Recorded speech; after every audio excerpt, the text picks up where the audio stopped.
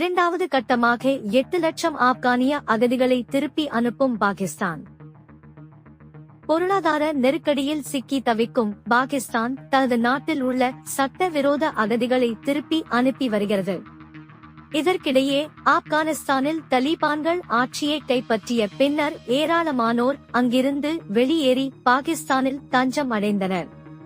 அந்த வகையில் 20 லட்சத்துக்கும் அதிகமான ஆப்கானிய அகதிகள் பாகிஸ்தானில் குடியேறினர்.